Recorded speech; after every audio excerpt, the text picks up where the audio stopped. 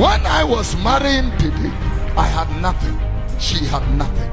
But she believed that the beginning of a thing does not matter. It is the end thereof. And then she married me. If a woman cannot marry you like that, she wants to see you in a Mercedes in your vicinity before she says yes, I think that you have the wrong candidate. Because they say aware gu, a kiss of aware gu, a man banamuni maware, members you maware. I am missing the substance of marriage. Because now my four yaba, you want send bikika. Media mini time o. A big crown or can because say mini and yamin na mabashow. Na nyaw na mabashow, one and masham na obefa. When nim say we, won't shame, one and mamashame. Abani bemania, won't show young one and mamashame. Young compromise it. Na mama fem na was one mafema, our name kosoda. Me yame who say me a bear man, ya make a be a final. Now who's one bad way to say what worry me won't tell me. Sasam na say my breaker our enemy begu. Obia or what abada ye and not caring hearts. Sa obano yan to turn the firm. Obia sabe who come yen come when here dear and here dear. Who yaria the will be treat you. The will be yawono. Sa obano nya when you're good dear. Sa obano don't take care for granted. Or you'll be a few in some unya biem.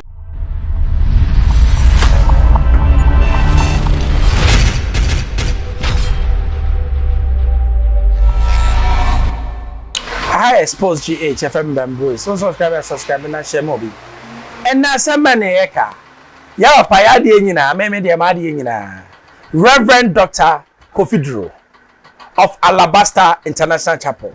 One and only. And the program if on down kwansem or ka ensem no sene tie. And na wakeka ensem bi. Na ensem na make am say we de King Solomon nyansa.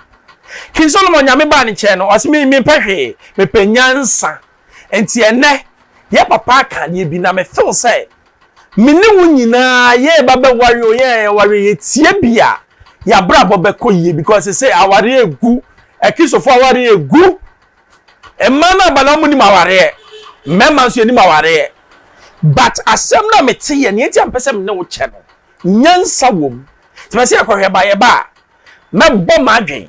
Now so bowadwen. Ya papa Kofi Oduro. You don't have a car, you don't have a car.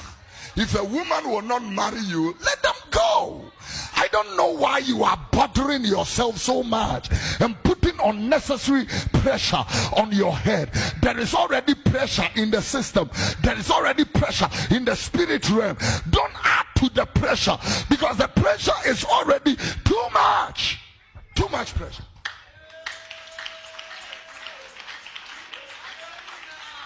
When I was marrying Didi, I had nothing. She had nothing. But she believed that the beginning of a thing does not matter. It is the end thereof. And then she married me. If a woman cannot marry you like that, she wants to see you in a Mercedes in your vicinity before she says yes, I think that you have the wrong candidate. You have the wrong candidate. You don't have... Yeah, Papa Kofi Oduro, I can't see me. And some na waka no eyem sema sebe ehu hia hwe yes ya warrior but minimum dey say you missing the substance of marriage because na mafo yaba ya won sem bi keka me dey mini time o e bi kra no kai obi kra say mini enyem na mabehwew na nyawo na mabehwew won na mehwem na wo befa wanim say we won hweme won na mamehweme Abani Bemani, won't show young one and mamma.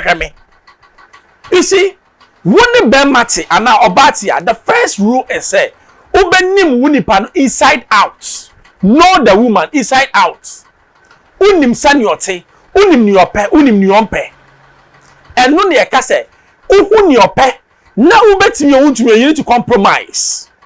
And then the first thing in marriage, no matter nyoka and maybe they may start it and know with number one because Young compromise na mama fem na wo so mama fem aware ne nkoso da me yame ho say me ye be man ya make be a final na wo so ba no yet say wo worry me won to me sasem na say ma be breaker aware ne begu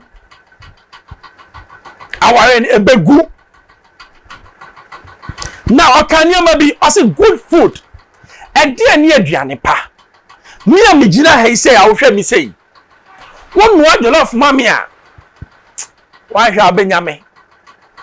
jollof for your come the favorites make the meat ye na no pa wi anwumre na wo yakura na wasa ne salad bi and for mayonnaise kakra wo de ayare kakra bi kakra mame wakume that is my favorite food enti hunia wo kuru pe na ye ma no mekai dosa na ni pa chinchin kakra no ya danfo bi ya kwa wi bi kakra ne ye kwa ni fie na masa ya wi bi na udi aka kambanku na twimako ya kwa ya sister akọ no a emo na fraye na fe we no we anim know the time of what you're supposed to do ti wukunu anim ukunu ne na fo oba wan kraw odu o se o sweetheart come de yen honey pusa wo your ba na wo your ba okay me ma hu oba within 10-20 minutes wo aye bibi aduane bi ama wadi sabanku ni nkuma kwa no ya otimi ye bibi a friend appetizer na wo de si ekom na no o se baby jiwe yansa na me kwa ye aduane no wo wia no obe serve o oba say obeda fa na chi o fa na chi enye yie number 2 obia owo abadaye ana caring heart sa oba no ye ntoto ne fam obia sebe wo kom ye ne kom wo hi ade ye na hi ade wo yare ade wo be treat you the wo be ya wo no sa oba no nya wanya gudie sa oba no don't take care for granted oyobia ofi wo nsema wo nya biem okọ the extra mile to make sure say you are comfortable. And yes, oh, yes, wo, but oh, go the extra mile. Say, aduane no be ya. Who say, or the love and then no aduane. Only say, marry me or I'm no aduane out mindi. And yes, aduane ni nya do. Wo ye nyina or ye woni trim. Kwaku kwasia. So say me no aduane ma. Let's cook with love. Yemfa odo enu aduane ema wukunu. Na hwe say obekọ abonte ana. Onko. Ni wo biam so kan ye. O say time bi wo ho nma be man wo down ye meme ye businesses obi wo ho nma ukọ down e ho na wajuma se no e ho na bo se obey or your papa na onye be mapa onye obapa obi wo wajuma se ya wo na guru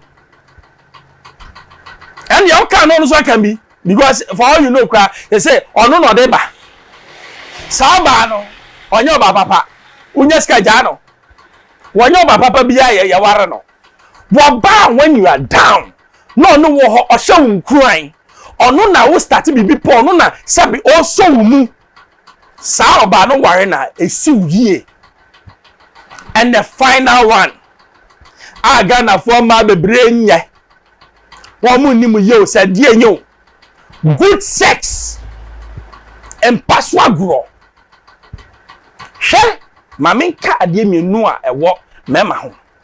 Every man wants a bad girl for ono ane ho. Ye bad mame. Ye du mpema mame hu niam bia me hu da. Suade enye se wo ye oyire ni nti Adam and Eve nko na wonim da hotim. Atwam. Kwahwe wo yonko ma Styles Kotoje 69 74 wheelbarrow. Ye tena kunwam. Unya bida. There comes a time I said one day be no sesi ho and now ukunu by sonimu kasi ukunu he's your husband and you dey be na bema be initiate sex a man you boring.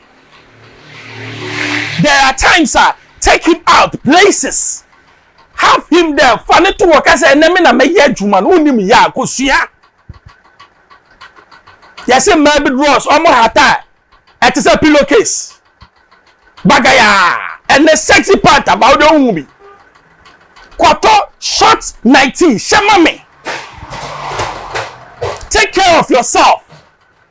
And you may not but that Kogari beneath for me. Because I am coming to what?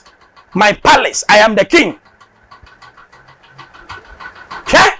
We are Christian here. Does not mean say Adam and Eve pay the bomb out. Adam and Eve are no styles, yeah? Who they win him shake cry, but doggy mommy. And they start, come on. We need to do what we call adventurous kakra.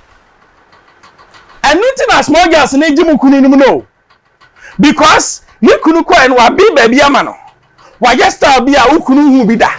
Sika no de be man wa chemu 10. Wa ma 1 or the 9 kokoma empana no. Be a wife. A wife, you can say wife or be a sabe. O kura ni kunu mu yie. Omba ni kunu ani je. Omba ni kunu mu se oyo ba. Na we ye we nyama we nyina na de mpaibo castle. Now man the respect that he wants her. Trust me. Nobody can take your man. I expose you, Chefren Bembro. So share me now from here. Major so. Manuel. Bye bye.